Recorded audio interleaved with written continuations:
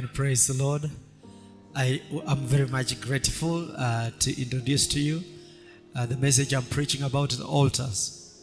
There are altars that have followed people, and there are altars that have destroyed the lives of many. And now I'm expounding this word that you may be able to understand that these altars can be broken in the name of Jesus. So sit down and listen, and you will be blessed of the Lord. Welcome. Now, I do believe that people who come in this church, there is no woman, there is no man whose destiny will be destroyed by the devil. Na nina shauku ya kwamba kila mmoja ambaye anaingia katika hii nyumba, awe mwanamke, awe mwanaume, hakuna dhabau lake ambalo litakuja kuharibiwa na nguvu za giza. Did you hear that? Anybody who comes in this house, there is no altar that will disturb or destroy your destiny in the name of Jesus. Na kila mzee, kila mwanamke, kila mtoto ambaye anaingia katika hii nyumba, hakuna nguvu za giza ambazo zitakuja kuharibu madhabahu yake. So no, you are in the right place. Even when you hear the the voice of the devil telling you failed in marriage, you fail in business, you fail in this every given area, don't worry. I'm saying don't worry. What you should stand on is that God has begun to shape you afresh, and you are raising up again. You are telling the devil, yes, I know I was there, but now I am here praising God. Na nataka kuhakikishia ya kwamba yeyote ambaye anakanyaga mguu yake katika haya madhabahu ya hii nyumba, nataka kuhakikishia ya kwamba haijalishi jana ulianguka katika biashara, haijalishi umeanguka katika jamii, haijalishi hata umefeli katika mambo yako ya wokovu, nakuja kuhakikishia ya kwamba unaenda kusimama, unaenda kutenda kulingana na madhabahu ambayo yako ndani ya hii nyumba. Come on, look at me now. Look at me. You are not a failure. Somebody would have shouted hallelujah. You are not a failure. You are not a failure. I want to hear better. You are not a failure. Even me as your preacher, I am not a failure. Hata mimi kama pastor wako, mimi sijaanguka. If I am not a failure, then my children cannot be failures. Na kama mimi sijafeli, watoto wangu hawawezi feli. So I want to tell you today, anything that you have failed in life, the anointing, the grace, the power is coming to lift you from that ground and put you somewhere where your enemies will never laugh at you. Na nimekuja kuhakikishia jioni ya leo ya kwamba kila kitu ambacho kishawahi kufanya ukaonekana ya kwamba umefeli, jioni ya leo ninakuja kuinua na kupitia kwa hili dhabahu ukasimame ili adui zako wasije wakakucheka. Because you know what? Enemies are there to look at you and say, you failed. You failed there. You failed there. And the devil comes and tells you, look here, the people you are born with are doing far better. They are having good life. But you failed. The devil wants you to blame God. Let me tell you, do not blame God. God has begun a new chapter in your life in the name of Jesus. Na tazama hili, maadui wanakuja maishani mwako kuonyesha ya kwamba umeshindwa, kungojea kwamba uanguke ili wakucheke. Lakini jioni ya leo nimekuja na yale madhabahu ambayo Mungu ameweka ndani yangu, ukaweze kusimama, ukaweze kunawiri, na wajue ya kwamba kuna Mungu na kuna yale madhabahu ya kweli katika maisha yako. God, give Jesus a mighty hand. Mpe Bwana makofi ya shangwe. Watch here. Listen to this. When Lazarus died, Lazarus first was a friend to Jesus. Are we there together there? Martha, who was the sister to Lazarus, was a friend to Jesus. Then Mary, who was a friend to Jesus, a sister to Lazarus, was also a friend to Jesus. Interpret that one. Wacha niwaambie hivi, kumbuka wakati Lazaro alikufa, dada ya Lazaro alikuwa rafiki wa Yesu, dada yake Martha. dada yake mwingine Mary pia alikuwa rafiki wa Yesu. Lakini tazama ya kwamba ilikuja kutendeka ya kwamba Lazaro afe ndiposa wapate kumsongea Mungu karibu. Na najua wakati huo maadui waliwacheka na kuwauliza maswali. Hallelujah. Amen. Give Jesus a mighty hand of praise. Mpe Bwana makofi ya shangwe. It is also good for the interpreter to begin to know where the preacher is going. Na ni vizuri hata mkalimane ya penye mhubiri anaenda. Now watch this. Tazama hili. Now they sent for Jesus to come. But the Bible says Jesus delayed to come. And then Lazarus died. Are we there together? They sent for Jesus. Go and call Jesus. And then when they sent for Jesus, he delayed to come. And Lazarus died. Tazama hili. Wakati Lazaro alikuwa mgonjwa, walitumana Yesu aitwe. Kwa sababu walikuwa na matumaini ya kwamba Yesu akikuja Lazaro atapona. Lakini tazama, Yesu alichelewa hadi Lazaro akafariki. Now watch this. Things have happened in your life as though Jesus delayed to come and remove you from that situation. Are you there with me? Things have happened. People have talked. Your family members have talked about you. Your neighbors have talked. Your enemies have talked. Because already things have happened. Tazama hili. Mambo yametendeka maishani mwako. Ndugu zako wameongea. Majirani na marafiki wameongea. Watu wamekuangalia nikana umefika mwisho wako na nikana hakuna hata tumaini tena. Lakini wacha tazama hili. Haya madhabahu ambayo yameinuliwa yanaenda kuaibisha maadui zako, na wale ambao wameongea, wale ambao wameona kushindwa kwako, wanaenda kuona dhabahu la ushindi ambalo limeinuliwa katika maisha yako. Amen. Now watch this. Tazama hili. When they began to laugh at Martha, they didn't know that Jesus delayed to compose himself from the power of heaven to come and perform the first miracle of resurrection in his life. It is Lazarus. Wait, listen to this. Lazarus was the first person that Jesus resurrected. Tazama hili. Wakati walipomkuwa namuitia Yesu aje amponye Lazaro, hakukuja, alikawia. Wakati huo majirani, watu wa karibu walikuwa wanashangaa labda huyu ni mtu wa aina gani. Lakini tazama hili. Wakati walikuwa wamefika mwisho wao, hiyo ndio wakati Yesu alitokea na dhabahu la ushindi ambao ni ufufuo. Amen. Now watch this. Tazama hili. Jesus came when everything was already spoiled. When everything is already gone. When people had already spoken. But here comes Jesus, brings Lazarus back to life. The issues that people have talked about your life, the altar that you are putting your sacrifice upon, will raise those issues in your life in the name of Jesus. Tazama hili. Yesu alikuja kama mambo yote yashakamilika. Watu washaongea, wakucheka washacheka. Lakini tazama hili.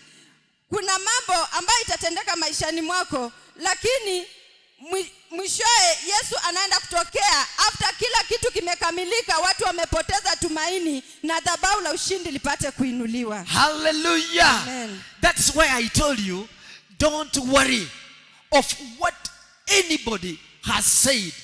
Don't worry of any scar you have seen in life. Jesus at his own appointed time, amen, he is coming your way. You will never be ashamed. Amen. You will never be ashamed, amen, because Jesus died to take every shame in your life. Tazama hili. Isikujalishe watu wanasema nini, watu wanaongea nini, ama wamekata kauli gani juu ya maisha yako. Isikujalishe yale majeraha amba kile kidonda ambacho kiko katika maisha yako. Yesu ako karibu kuja kusuluhisha. Bwana asifiwe. Amen. Genesis chapter number 24 and verses number 58 to 60. Genesis. Mwanzo 24 58 to 60. 58 60. Now, on the altar is when prophetic destinies are spoken into our children. Kwa madhabahu ndipo mambo ya kiroho yananenwa juu ya watoto wetu. Write this down.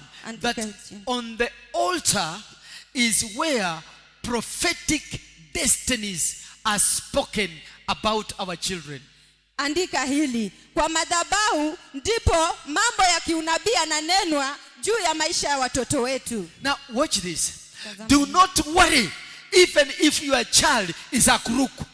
Usijali hata kama mtoto wako ameshapotoka. Don't you worry even if your child is a crook. I want to tell you, when you raise an altar, you will speak in the life of that child prophetically.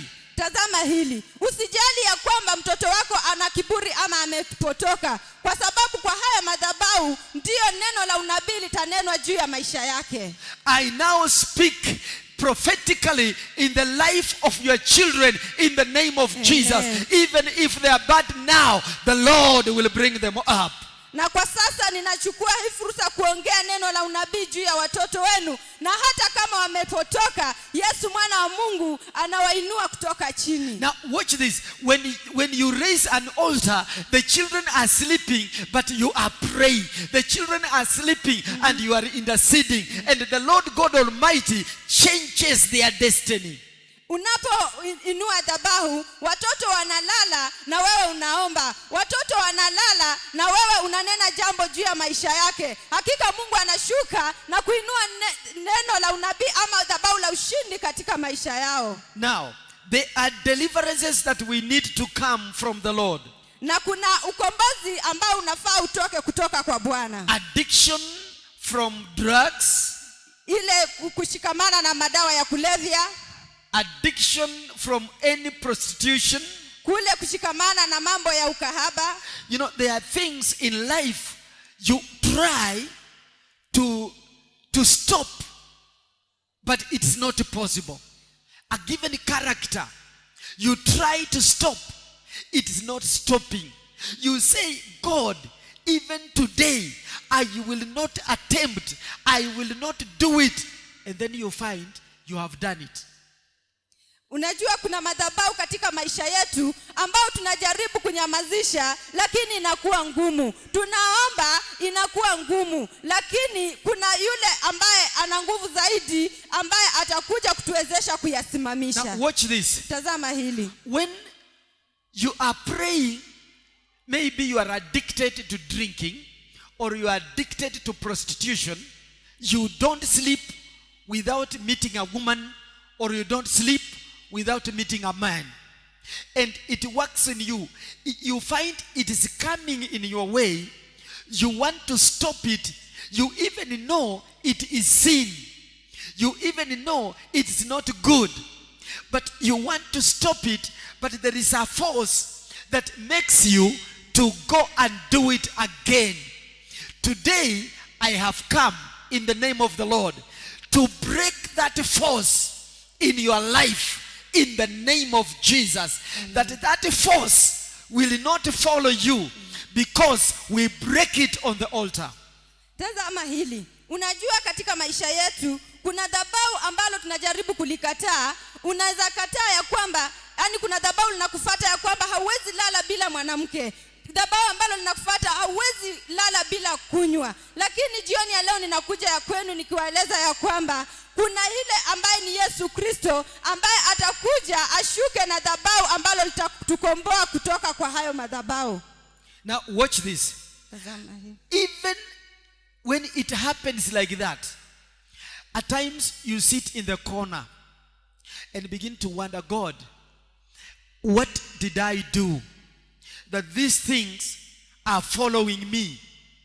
I am trying, it is not working.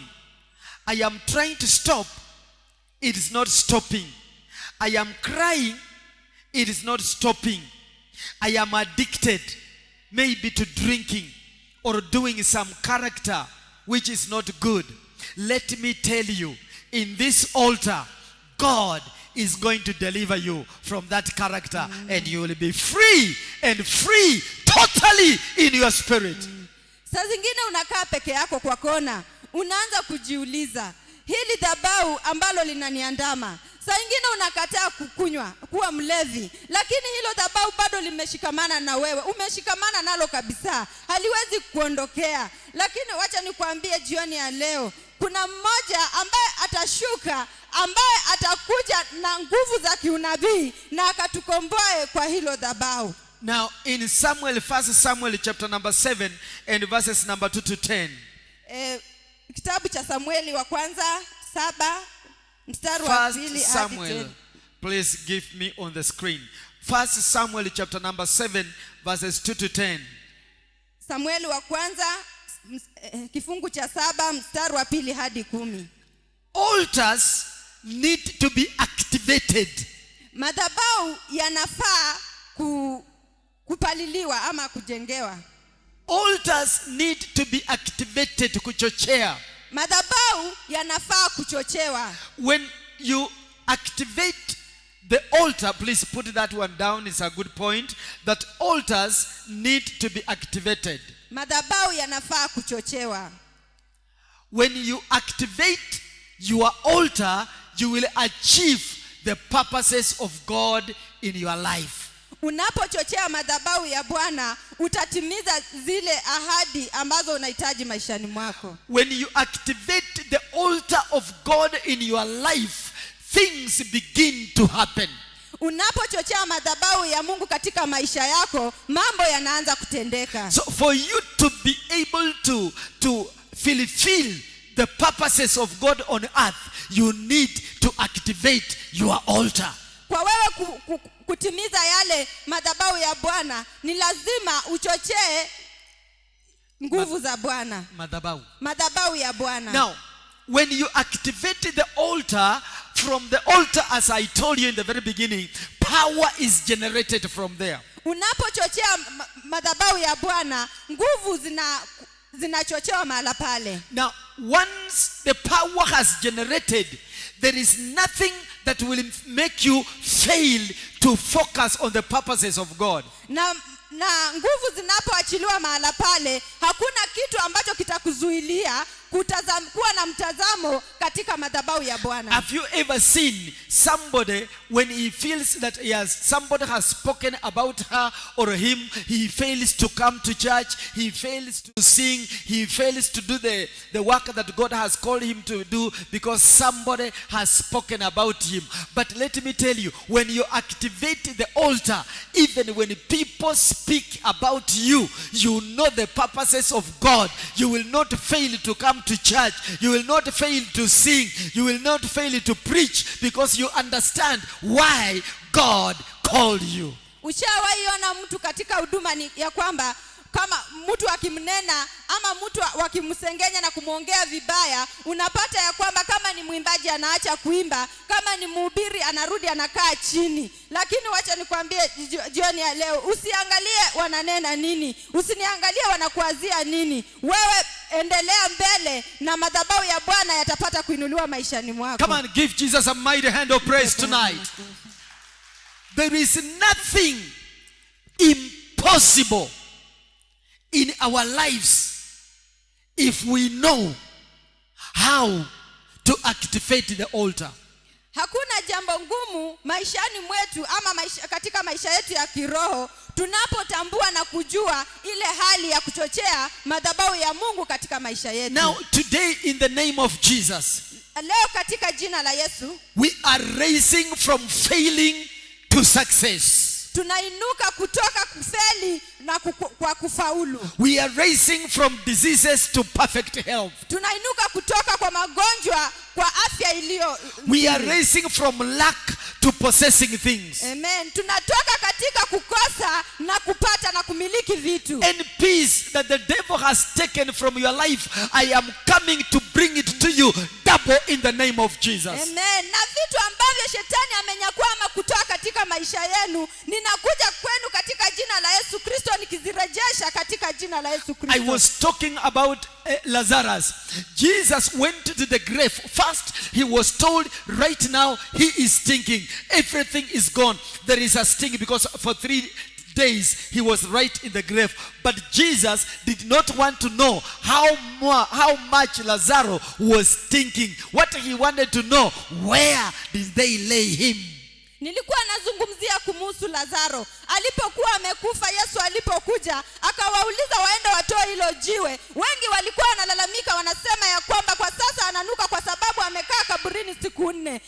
Yesu naye hakujali Lazaro alikuwa ananuka kiasi gani, na hata jioni ya leo hajali unanuka kiasi gani, anaenda kufufua. Bwana asifiwe. Amen. Now Jesus comes and calls a man who was dead, stinking, and says, Lazarus, come forth.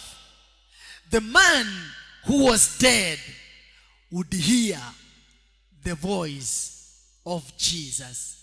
Your dead things today, they will your dead things today, Amen. they will hear the voice of Jesus.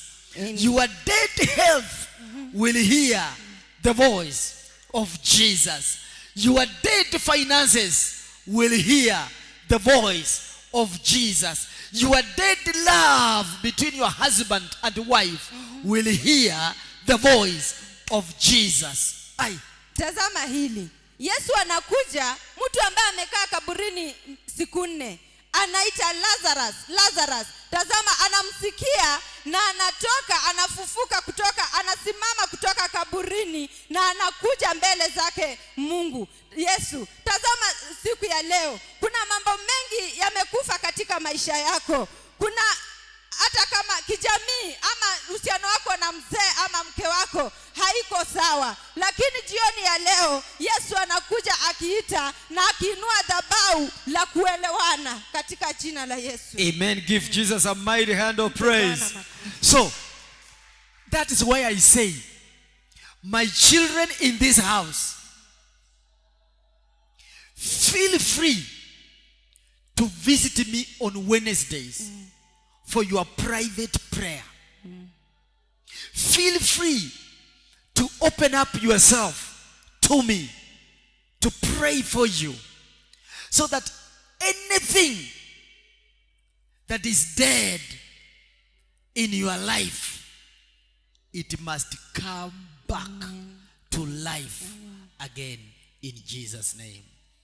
Hivyo ndivyo nimesema ya kwamba watoto wa nyumba hii, watoto wangu wa kiroho, msiogope kunitembelea kila Ijumaa kwa sababu ya mambo yenu ya kisiri, mambo ambayo hamwezi fungukia mahali pengine. Mkuje kufunguka mbele zangu mimi baba yenu, kwa maana kupitia kwa haya madhabahu mtapata kupumzika. Now watch this. Tazama hili. When things seem to be hard in your life, when some altars have spoken into your life, that is not the end of you. The Lord still has you in mind, and one day He will wipe the tears that you have been crying all through. Amen. Tazama hili. Haijalishi shetani ama kuna dhabahu gani ambalo linanena kinyume na maisha yako, jioni ya leo Yesu atashuka na atainua dhabahu la ushindi katika maisha yako katika jina la Yesu. Now, generational curses and sin, iniquities, transgressions are blown down by the power of God on the altar. Now, let me say this. Wacha niseme hili. As we are born in the world, vile tulivyo wote hapa ulimwenguni, every church, everybody has got a sin in that family that normally operates in the children, operates in the ladies, operates in the men. Have you ever seen that there are people, there are families, when it reaches a given month in life, this person is sick? Kila mmoja wetu katika hii nyumba kuna madhabahu ambayo yanaoperate katika maisha yake. Ushawahi ona ya kwamba tu kuna lile madhabahu linainuka tu la magonjwa, kuna ile season inafika tu nyumba haina amani, kuna ile season inafika kifedha uko chini. Hilo ni madhabahu ambalo limeinuliwa. You see, it reaches a given time, you enjoy life and say, God, this time I'm enjoying. Even you feel good. But it reaches a given time, things are out of hand. And it is done regularly. Every year, if it reaches that time, things are happening. Maybe in a family, it reaches that time, you fight. It reaches that time, things are out of hand. It is because the sin of the generation, the 4th generation in that family is following you. But when we raise the altar, we break that in the name of Jesus. Ushawahi tazama katika jamii, unafika kuna muda tu uko na amani. Kuna muda inafika unapata katika hiyo jamii ni kufaragana, ni vita, amuelewani, ama saa nyingine hata kifedha mko chini, na hiyo kitu unapata inatendeka mwaka baada ya mwaka kwa wakati wake fulani. Hilo ni madhabahu ambalo linakuanga limeinuliwa. Now watch this. The Lord, I don't mean that when the altars are broken, demonic altars are broken, that you will never have a problem in your life. Si ati kama madhabahu ya giza imevunjika katika maisha yako, ati hautawahi kuwa na shida katika maisha yako. You at times get problems which are very heavy. Na kuna wakati unapata hata matatizo ambayo ni mazito kabisa. But when you get the problems that are heavy, along the way, you remind the Lord that you have broken every evil altar and God brings a breakthrough in your life. Na unapotumia wakati kama huu ambao matatizo mazito yameinuka katika maisha yako, unamkumbusha Mungu ya kwamba haya madhabahu yamevunjwa katika maisha yangu, na Mungu analeta yale madhabahu ambayo ni ya kupumzisha roho yako. Okay. I want us to worship that this can be also be incorporated in the message today. But remember, there is no altar that is difficult to break. Muda ambao umebaki, nataka tuende mbele za Mungu kwa kuabudu, ndio at least ihusishwe katika haya mahubiri, na ujue ya kwamba hakuna madhabahu ambayo inaweza kumshinda Yesu. Let us stand on our 2 feet. Simame kwa miguu zetu. We want to worship God, please. The song we sang in the English, and just lift the Lord and worship the Lord, and allow Him to break some altars that seem to be raising. And as we progress in this, we are going to reach a given time where we are going to lift the Lord and feel the presence of the Holy Ghost. Tunaenda kuabudu na wimbo ambao tuliabudu nao, na tunapoenda kuabudu ukajiachilie mbele za Bwana, na madhabahu yoyote ambayo yawe mazito kiasi gani yanaenda kuvunjika kupitia worship. Quickly.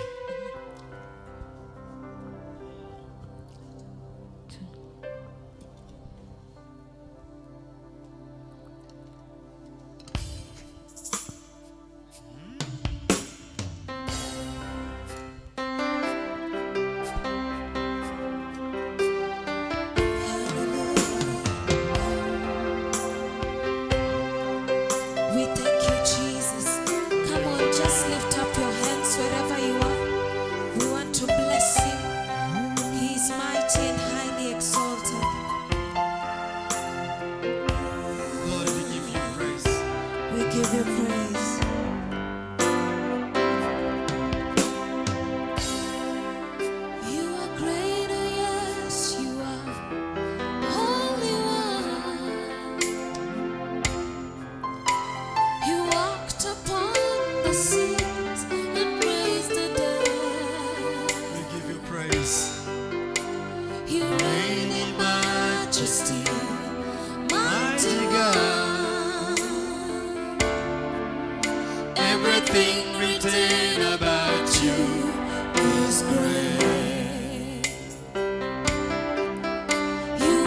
Ladies and gentlemen, it has been very powerful.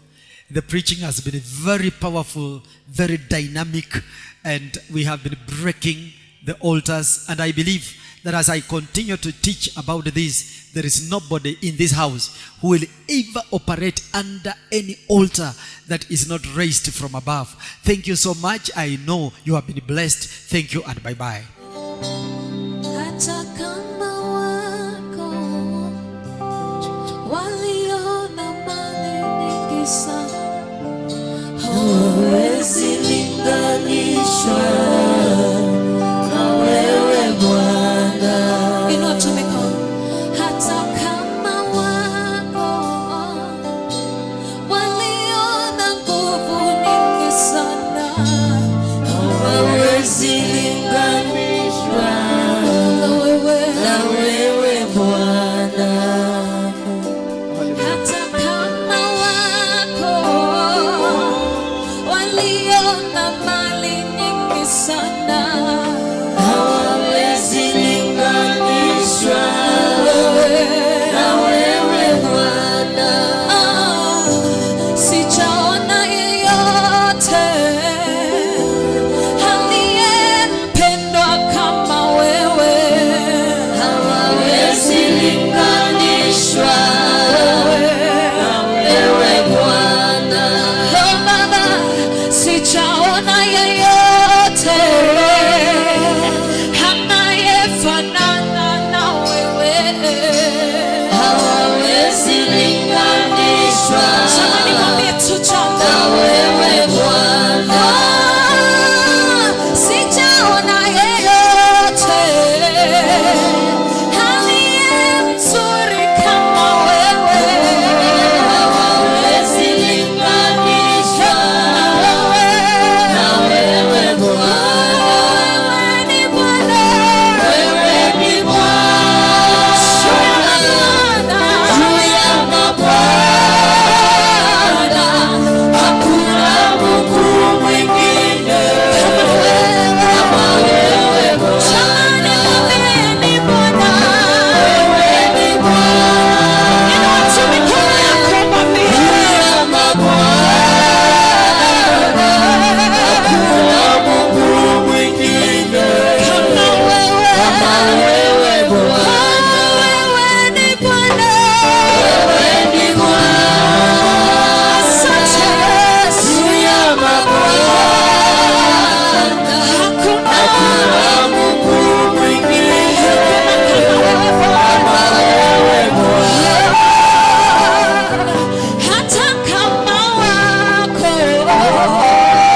waliona kazi kubwa sana, hawawezi linganishwa na wewe Bwana. Hata kama wako waliona nguvu nyingi sana, hawawezi linganishwa na wewe Bwana. Mimi sijaona yeyote aliyempendwa kama wewe. Hawawezi linganishwa na wewe Bwana. Wewe ni Bwana. Wewe ni Bwana. Juu ya mabwana. Hakuna Mungu mwingine kama wewe Bwana. Wewe ni Bwana. Ladies and gentlemen, I am speaking about sticking on your inheritance. There are things that God has given you, and you must stick on them in order to acquire them. Therefore, sit down and listen to this message. The Lord will bless you. David went to fight, Daudi alienda kupigana. and when he went to fight, he came back, and there was war in his home. Alienda vitani, aliporejea akapata kulikuwa na vita katika boma lake. And his two wives had been taken. The home had been destroyed. And here is a man who is after God's own heart. Huyu mtu ameenda vitani, aliporejea wake zake wawili wamechukuliwa, boma limeharibiwa, na uhusiano wake Daudi na Mungu ulikuwa sawa. Now put this down. Andika hii. It does not mean that you tongues and you are saved in the Lord, you cannot be attacked. Haimaanishi unapozungumza kwa lugha mpya umeokoka hauwezi shambuliwa. In bracket also put, it does not mean that when God loves you, you will not be attacked. Weka kwa mabano ya kwamba kama hata Mungu anakupenda haimaanishi hauwezi shambuliwa. Praise the Lord. Bwana asifiwe. Now watch this. Come on. It does not mean that when God loves you, you pray until tears come out. You pray until you feel the environment of the Holy Spirit. It does not matter whether you do that, because still you will be attacked. Haimaanishi unaomba kwa muda mrefu, unaomba hadi machozi yanakudondoka, haijalishi, kwa sababu hiyo si jambo la kuzuia wewe ukaweze kushambuliwa. Now watch this. Tazama hii. David was a man after God's own heart. Daudi alikuwa mtu ambaye moyo wake ulikuwa umemweleka Mungu. When he went to fight, another army which he did not know came and destroyed. Na alipoenda vitani, aliporejea akapata jeshi lingine ambalo hakulitambua limeharibu boma lake. And because David, those were his wives and children, he could not allow them to be taken and be taken for good.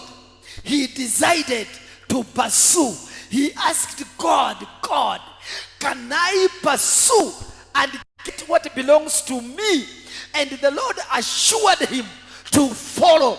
I want to tell you, follow what has been taken and which has been yours. You will get it because it belongs to you in the name of Jesus. Daudi akajua ya kwamba hao walikuwa wake zake na watoto wake. Kwa hivyo akaenda mbele za Mungu akamuuliza, Baba, ni wafuate? Mungu akamhakikishia, wafuate na utaweza kuwapata. Hata wewe kilicho chako weza kukifuata, na ninakuhakikishia katika jina la Yesu utaweza kukipokea. 1 Samuel chapter number 30 and verses 8. Samueli wa kwanza 30 aya yake ya 8. And write this in bracket. Andika kwa mabano. Inquire and follow. Uliza, fuata. Inquire from the Lord. Uliza kutoka kwa Bwana And follow. fuata. Inquire about that car and follow it. Inquire about that job and follow it. Inquire about that property and follow it. Inquire from the Lord and then follow it. Never allow the devil to take what belongs to you. Uliza kutoka kwa Mungu kuhusu hiyo kazi, kuhusu hiyo biashara, kuhusu hilo gari, kuhusu hiyo. Ulizia kutoka kwa Mungu, baadaye ukaweze kufuata. Usikubali shetani achukue chochote kilicho chako. Now watch this. Put this down. In the battle, you do not go with everybody. There are people you must drop. Vitani hauendi na kila mtu, kuna watu utaacha. When David was going, he left Ziklag. Is it called Ziklag? Ziklag. He left Ziklag with 600 soldiers. Wakati Daudi alitoka Ziklag na majeshi 600. But when he reached a given point at the brook, he left 200. Alipofika katika kisima fulani akawaacha jeshi 200 and he went with 400. na 400. So I want to tell you, there are people you cannot go with in the battle. Leave them behind and forge ahead with those that can help you to succeed. Kuna watu ambao huwezi enenda nao vitani, waache nyuma, songa mbele na wale ambao watakusaidia kufaulu. Did you know, even in the ministry like this, there are people that God can put in my hands, a few, not all of you, a few that can help me to pursue the vision I have. Je, unajua hata hapa kanisani kuna watu wachache ambao Mungu anaweza weka mikononi mwangu, wachache tu ambao wanaweza kunisaidia kusongesha mbele ndoto ambayo niko nayo. Even for you to succeed, there are few people that God will lead you to. God will not lead you to everybody.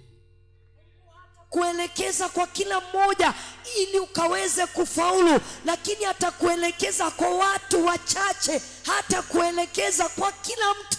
Sikiza, any member of a given church, let me tell you this, and it's true. Any member of a given church, if you have 2 advisors, you will never succeed. Ila mshirika wa kanisa fulani, kama una watu wawili ambao unatafuta mashauri kwao, hautafaulu. Even when we are in the circle of Christ Alive Church, hata tukiwa kama jamii ya Christ Alive Church, today you are getting advice from me. leo unapata ushauri kutoka kwangu. Today you are getting advice from me. Tomorrow you go to Reverend Gilbert. The following day you are going to Reverend Muteti. The other day you are going to January's. You will never succeed in what you are pursuing. Unajipata wakati mwingine unakuja kwangu kutafuta ushauri, kesho yake unaendea mchungaji Gilbert, siku nyingine kwa Pastor Muteti, utakuta kwamba hutafaulu maishani. If you are here and you are going for an advice from another pastor outside this circle, I promise you the best you can do, go and join that pastor. Because if you are here, it is only this altar that speaks in your life. It is this altar that prays for you. It is this altar that counsels you. It is this altar that opens your doors. It is this altar that changes your situation. If you mix this altar with another one, you will never succeed. Try it for free. Ni haya madhabahu, mahala ambapo umekuwa ukipata amani yako, ukipata baraka zako, ukipata chochote ambacho unakihitaji. Ukifanya uamuzi kwenda kutafuta ushauri nje ya madhabahu haya, jua ya kwamba hautafaulu, na ukijichanganya hakuna siku utapata kile ambacho unakitafuta. How many agree with me on that? Wangapi wanakubaliana nami? So, if you have been cancelled by anybody else and you still trust me as your pastor, stop that. Kama umekuwa ukitafuta ushauri kwingine kokote na umeniamini ama umenidhamini mimi kama mchungaji wako, achana na hawa nje. Stop that. Tell me to pray for you when you are sick. Tell me to ask God about you. I will pray for you. Like yesterday, somebody wrote me and told me, Bishop, I cannot pray alone at night. And then I was actually tired. But I said, let me pray for this person. I prayed for that person. I'm telling you the truth. Let not 2 altars. You have not been called for 2 altars. There were several mountains that Abraham would take his offering. Get this. Several mountains. But he was given only one mountain of Moriah to go and give the sacrifice. Because God knew other mountains are fake for Abraham. They are fake. But one was a chosen one. That means God cannot give you 2 altars. He gives you one. And if this altar is not rich, respect it. If this altar does not provide for you, respect it. At a given time, in a twinkling of an eye, your eyes will open to see what you have never seen in life. Madhabahu haya unayaheshimu, basi nifanye mtu ambaye atazungumza na Mungu kwa niaba yako. Atakuombea wakati ambapo ukumbuka kiwa na hali fulani, niambie na nitaweza kukuombea. Kama jana usiku nilikuwa nimechoka, kukawa na ndugu fulani aliyeniambia nimuombee usiku, na nikaamka nikaweza kumuombea. Hivyo hivyo kulingana na maandiko, kulikuwa na milima mingi katika Israeli. Yes. Lakini Mungu hakumtuma Abrahamu kwa mlima awaye yote. Ngoja kidogo. He was passing this mountain. He passes the other one. He passes the other one.